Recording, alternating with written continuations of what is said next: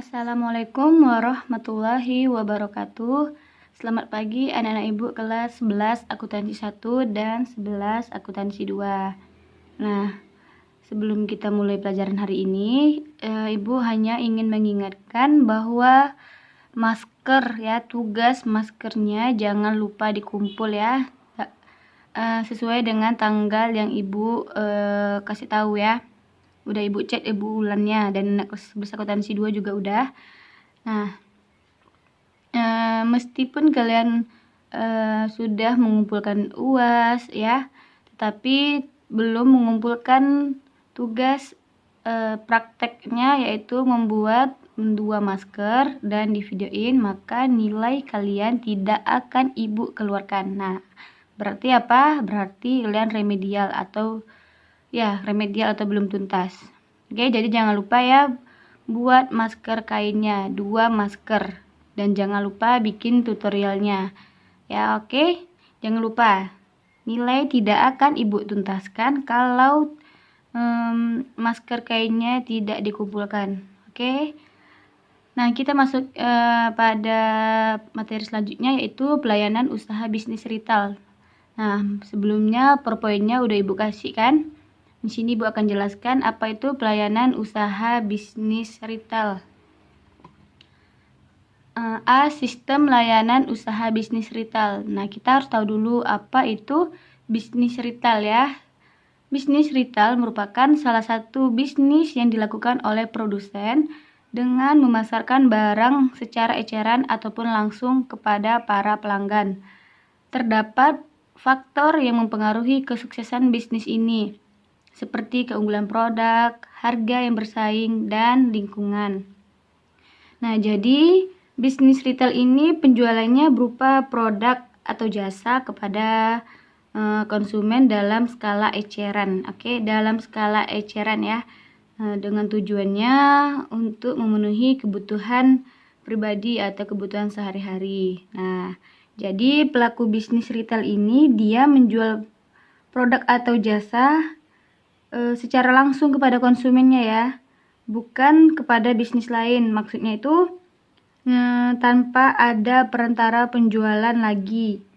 Jadi perantara maksudnya dia beli barang terus dijual lagi kepada orang lain. Itu tidak masuk dalam bisnis retail. Jadi tanpa perantara, maka dikatakan secara eceran. Jadi barang yang dibeli itu dia langsung dipakai oleh konsumen, tidak dijual kembali, tidak mencari keuntungan lagi. Dan proses transaksinya pun bisa dilakukan di mana saja, baik itu melalui toko maupun toko online ya. Sekarang kan ada banyak orang jual online juga. Nah, di sini dikatakan nih, terdapat faktor yang mempengaruhi kesuksesan bisnis ini, seperti keunggulan produk, harga yang bersaing, dan lingkungan. Nah, yang pertama ini keunggulan produk.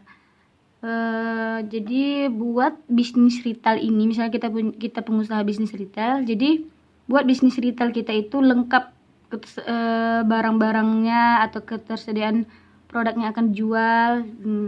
Jadi kalau jualan kita nggak lengkap, maka pembelinya juga akan susah kan. Kak, ada ini nggak ada, ini nggak ada. Jadi membuat pembeli itu kurang suka kan. Tapi kalau barang-barang atau produk yang kita jual itu lengkap, maka akan membuat pembeli merasa senang dan akan memperluas orang yang akan datang, ya kan? Nah, terus harga yang bersaing. Contohnya kita kasih contoh perlengkapan dapur. Maka banyak sekali macam-macamnya ya. Juga harganya itu berbeda-beda. Misalnya garam di toko A harganya 4.000. Misalnya lah, seperti garam di Indomaret misalnya tadi beli ya, itu 4.000 harganya. Nah, di Alfamart harganya 5.000. Nah, setelah si pembeli tahu selisih harganya, maka pembeli itu atau konsumen akan membeli garam di Indomaret karena harganya selisih 1.000, dari 4.000 dengan 5.000, selisih 1.000 harganya kan. Nah, jadi harga itu sangat penting. bahkan 500 pun akan orang kejar gitu, contohnya bagi mama ya kan, kalau di tempat lebih murah lagi di toko yang biasa dibelinya. Jadi harga itu jangan terlalu tinggi, pokoknya ikutin harga itu pasarannya berapa gitu, jangan terlalu tinggi tapi juga jangan terlalu rendah karena nanti kita akan rugi. Nah, dan yang terakhir itu lingkungan. Maksudnya seperti lokasinya itu sangat penting dan mempengaruhi orang yang datang atau pembeli. Nah, jadi pilihlah lokasi itu yang strategis ya kan, yang mudah diakses. Gimana ya cara carinya itu, dia terlihat, misalnya kita punya toko bisnis retail, dia terlihat terus ramai orang, fasilitas umum, dekat dengan fasilitas umum gitu maksudnya, terus aksesnya mudah dan tidak sempit, misalnya ada lahan untuk parkiran. Nah, lingkungan itu sangat penting ya, karena itu juga mempengaruhi bisnis retail. Kalau lingkungannya tidak mendukung, maka bisnis kita pun juga tidak berjalan. Bukan sekedar bisnis retail aja ya. Misalnya kita juga bikin kafe ya kan. Tapi kalau lokasinya sepi, tidak ramai, atau di sudut kota, itu akan kurang banyak peminatnya ke sana. Karena orang juga tidak tahu kalau di situ ada kafe misalnya. Nah, jadi carilah lingkungan atau lokasi yang strategis. Nah, selanjutnya, 1. Pengertian pelayanan usaha. Ini secara etimologi, pelayanan adalah suatu kegiatan yang memiliki sifat tidak berwujud dan ditawarkan kepada konsumen atau pelanggan yang dilayani. Nah, jadi pelayanan itu merupakan salah satu faktor yang penting ya, yang sangat penting. Tetapi malah faktor ini sering dilupakan. Apa contohnya? Contohnya banyak kita temui di beberapa toko yang karyawannya misal seperti mbak-mbak penjaga tokonya itu cuek, sombong. Misalnya kita nanya barang yang kita cari, terus mbaknya jawabnya, misalnya tanya, "Mbak, ada ini mbak?" Kita tanya kan, terus mbaknya jawabnya enggak ada, dengan nada cetus. Nah, nggak tahu lah kita masalahnya apa ya kan, entah dia baru putus dari pacarnya gitu kan, makanya dia galak. Nah, itu akan membuat kita tidak senang kan, dan mungkin berkata dalam hati nih, males belanja di sini lagi, pelayanannya nggak bagus. Nah, dan itu akan sambung menyambung dari mulut ke mulut. Nah, jadi pelayanan itu harus benar-benar kita memberikan pelayanan yang baik kepada konsumen, karena pembeli itu adalah raja bahasanya kan. Jadi kita nggak boleh cuek-cuek, sombong-sombong.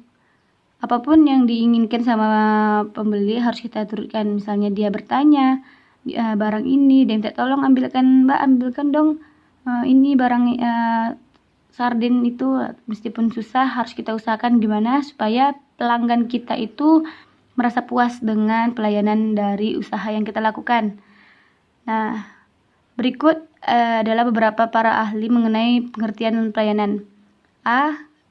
Kamus Besar Indonesia atau KBBI. Pelayanan adalah menolong, menyediakan segala yang diperlukan oleh orang lain seperti tamu atau pembeli.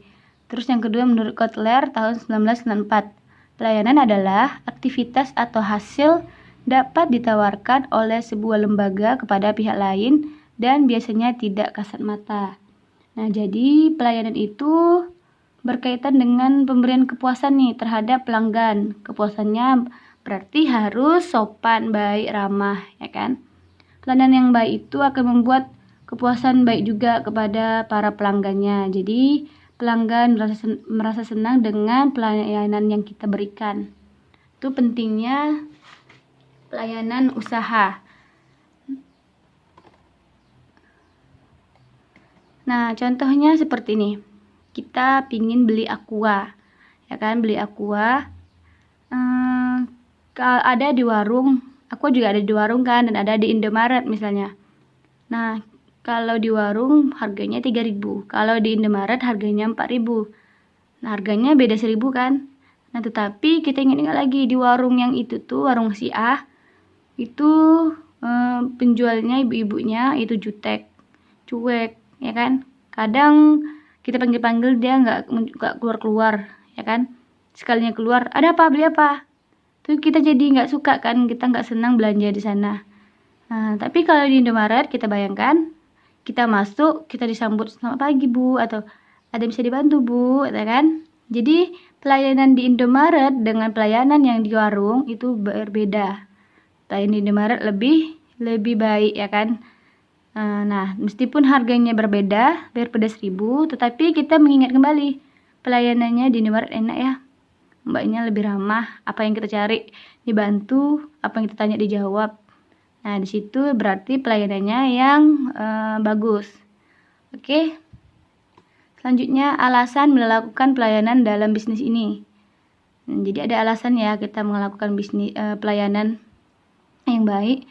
Nah, sebagai pemilik suatu usaha bisnis retail, Anda harus mampu memperhatikan pelayanan yang baik kepada konsumen. Berikut beberapa alasannya. Yang satu, akan diingat oleh konsumen. Nah, pelanggan itu akan selalu mengingat nih jika pelayanan yang kita berikan sebagai karyawan toko retail yang sangat baik atau buruk. Nah, kita pasti sebagai karyawan ya kan tidak ingat nih apakah pelayanan kita itu buruk apa enggak, karena banyak banget orang yang masuk dan datang kan. Namun pelayanan yang kita berikan akan selalu ada di kepala konsumen itu, akan selalu diingatnya. Jadi konsumen itu tidak hanya melihat produknya, tetapi juga melihat interaksi atau bagaimana pelayanan dari toko tersebut. Nah, jadi berilah pelayanan yang baik akan membuat konsumen itu mengingat gimana usaha kita. Kalau pelayanannya buruk, maka dia tidak akan lagi mau datang ke toko itu. Oke. Dan yang kedua, menunjukkan kepedulian kepada pelanggan. Menunjukkan kepedulian kepada pelanggan, misalnya ada konsumen atau pelanggan yang meminta tolong.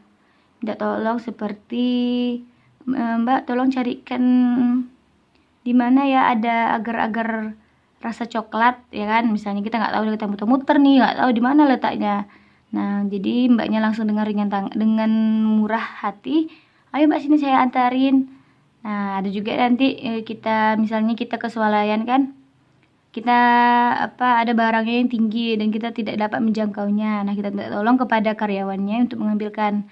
Maka karyawan juga dengan senang hati mengambilkannya. Mungkin karena sama-sama nggak sampai, mungkin dia akan berusaha membawa kursi misalnya kan untuk bisa mengambil barang yang ingin diambil tadi. Nah, yang ketiga, berdampak kepada seluruh bisnis. Bukan hanya bisnis retail, tetapi semua bisnis itu juga perlu yang kalau dia memakai karyawan itu perlu yang namanya pelayanan bisnis yang baik pelayanannya. Ya, seperti misalnya di toko, terus di toko baju, toko harian, toko makanan, toko baju, toko sepatu, terus kafe, tempat makan. Kalau pelayanannya bagus, maka itu akan berdampak baik kepada seluruh bisnis, apapun itu bisnisnya. Nah, selanjutnya menarik pelanggan baru. Nah, menarik pelanggan baru itu misalnya pelayanan yang diberikan akan diceritakan oleh pelanggan kepada teman-temannya yang lain, ya kan. Misalnya pelayanannya baik nih kan. Jadi adanya pelayanan yang baik yang kita berikan itu, pelanggan akan dengan senang hati merekomendasikan bisnis kita kepada teman-temannya. Nah, jika pelayanan kita buruk, maka bersiap-siaplah penilaian itu pun juga lebih buruk kepada konsumen Anda. Jadi nanti akan sambung menyambung, di sana enak loh, barangnya bagus, produknya bagus, harganya murah, dan yang paling penting pelayanannya bagus. Jadi enak loh di sana. Jadi teman-teman pun akan penasaran, akan mencoba pada suatu toko atau bisnis retail yang kita kembangin. Nah, yang terakhir itu strategi marketing yang baik. Strategi marketing yang baik dalam bisnis retail ini ialah intinya pelayanan kita itu harus kita berikan yang baik, terus ramah. Bagaimana caranya pelanggan atau konsumen itu merasa senang atau merasa puas belanja atau ya belanja di tempat kita, sama seperti di Indomaret kan, ramah. Terus dilihat juga dari mbak-mbaknya rapi, ya kan, cantik-cantik juga. Nah, itu termasuk dalam strategi marketing yang baik. Nah, yang ketiga itu aspek pelayanan yang dievaluasi konsumen. Sebagai pengusaha dalam bisnis retail, Anda harus mampu memberikan pelayanan terbaik kepada pelanggan. Berikut aspek yang harus diperhatikan dalam pengusaha bisnis retail. Yang pertama, aspek tangibles. Nah, aspek tangibles itu apa, Bu? Nah, misalnya itu tuh sama seperti bagaimana penampilan dari toko yang kita kembangkan. Apakah kondisinya gelap atau suram, berantakan atau rapi tidak tempatnya. Dan bagaimana, terutama ini juga bagaimana pemilik toko dalam mengatur rak-raknya, ya kan, tersusun rapi enggak. Nah, yang terpenting itu bagaimana penampilan dari karyawan tokonya, ya kan, atau apakah penampilannya rapi atau tidak. Nah, seperti contohkan penampilan seperti di mana ya, di Swalayan atau di Alfamart, Indomaret, ya kan, itu kan kita lihat rapi sekali rak-raknya, barang-barangnya. Untuk mencari ini tidak susah karena dianya tersusun rapi. Misalnya sesama jenis makanan, beda raknya, nanti alat-alat dapur beda pula tempatnya, jadi tidak beracak-acakan, lebih rapi tersusun kan. Terus dari penampilan karyawannya rapi enggak. Nah, kalau kayak di Indomaret, Alfamart, terus Swalayan, itu kan dituntut untuk rapi, berpenampilan menarik. Itu jadi aspek dimaksud dengan aspek tangibles. Itu sama seperti bagaimana penampilan toko, oke? Nah, selanjutnya pemahaman terhadap pelanggan.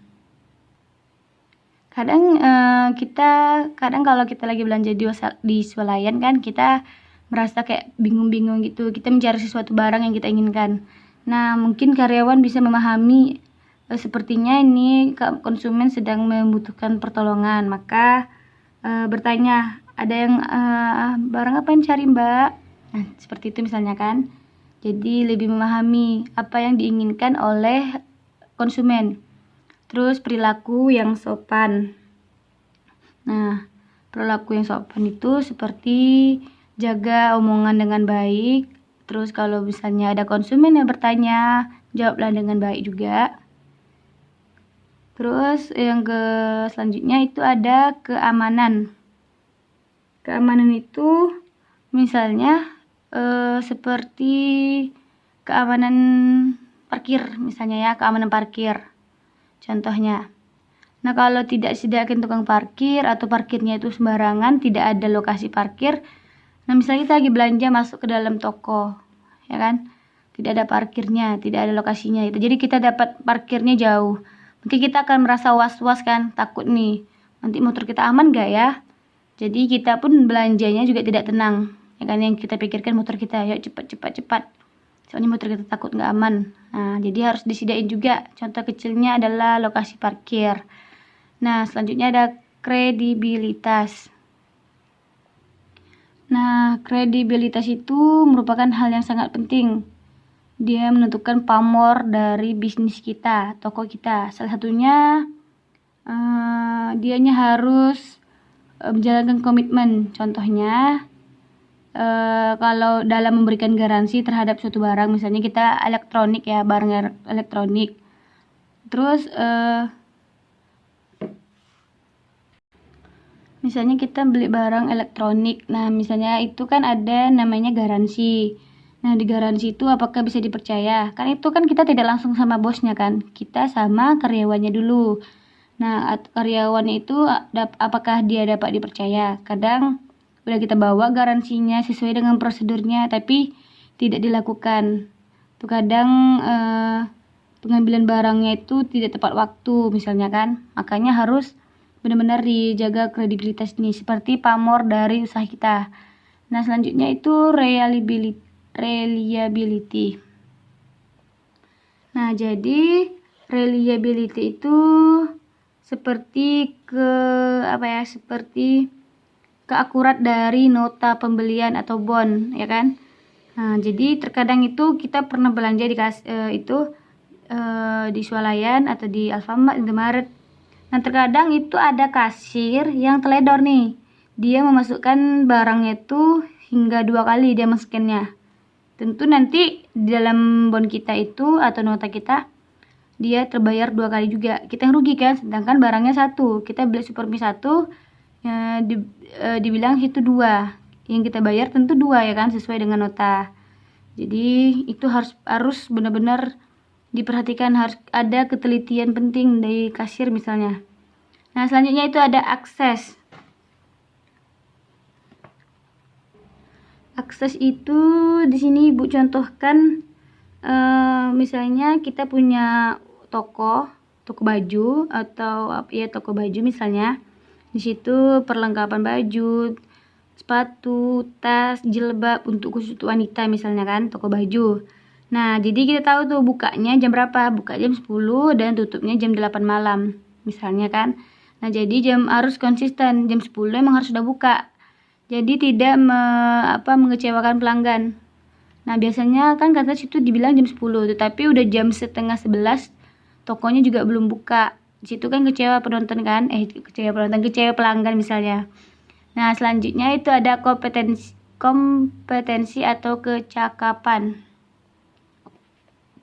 Itu maksudnya kita sebagai karyawan harus mengetahui kemampuan atau pengetahuan dalam menjual produk. Itu juga sangat penting. Misalnya jika ada konsumen yang bertanya tentang spesifikasi barang kita itu, maka kita harus tahu, kita harus bisa menjawabnya. Ya kan, misalnya kita nanya, "Mbak, ini sepatu model apa ya, Mbak?" Sepatu model apa ya? Dia pun juga bingung kan. Itu tadi konsumen juga akan, "Ini apalah nih Mbaknya nih? Dia tahu nggak sih jualan? Dia paham nggak sih, niat nggak sih?" Ya kan, seperti itu. Namanya juga konsumen banyak banget komplainnya. Jadi kita harus tahu barang yang kita jual itu. Pahami dulu ya kan. Nah, selanjutnya itu yang terakhir, responsiveness. Jadi itu sama halnya seperti respon baik. Misalnya ada pelanggan yang membutuhkan bantuan, jadi penjaga toko atau karyawan tidak boleh acuh tak acuh atau ogah gitu dalam melayani. Apapun itu yang diinginkan, yang dibutuhkan oleh konsumen, sebagai karyawan itu harus dituruti ya, suka tidak suka, karena itulah tugas kita, memberikan pelayanan yang baik. Nah, selanjutnya. Nah, sekian dulu ya materi kita pada hari ini. Dilanjutkan lagi nanti di hari Jumat, oke?